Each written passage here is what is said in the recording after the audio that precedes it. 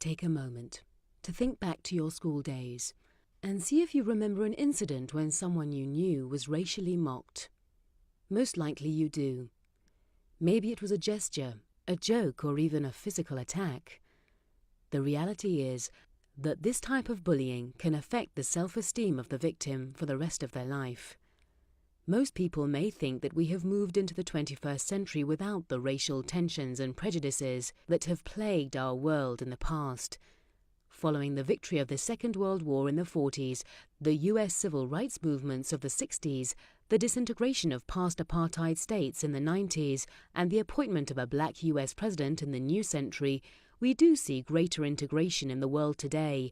But the disease of racism continues to dwell amongst us, as many will testify.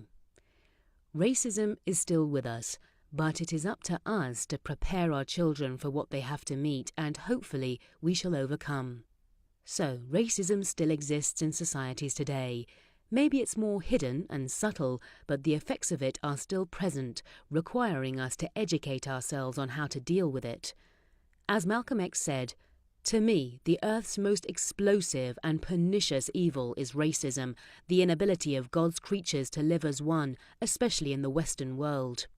There are many groups and individuals that still hold abhorrent views of other people who are of a different race or caste, an arrogant hatred stemming from feelings of racial superiority.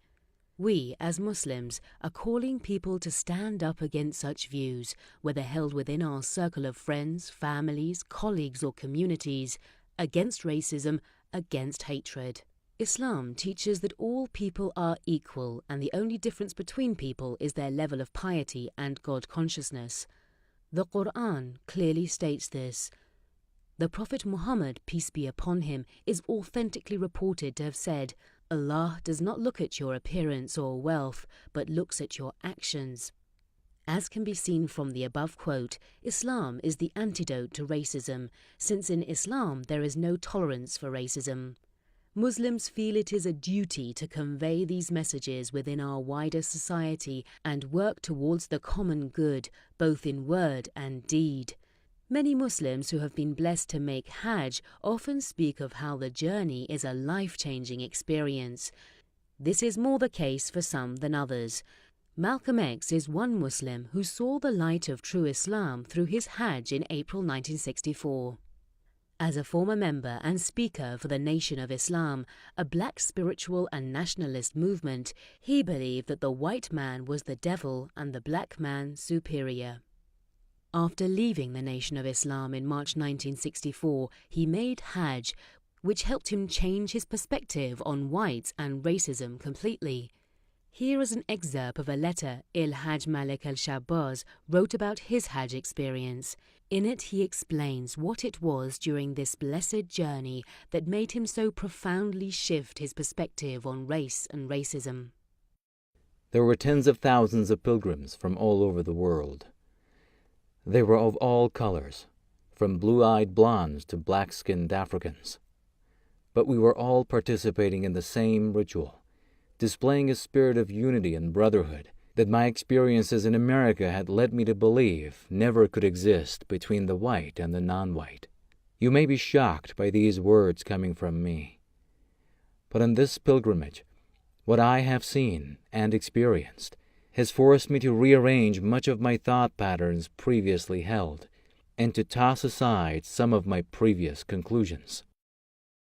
This was not too difficult for me. Despite my firm convictions, I have been always a man who tries to face facts and to accept the reality of life as new experience and new knowledge unfolds it. I have always kept an open mind, which is necessary to the flexibility that must go hand in hand with every form of intelligent search for truth.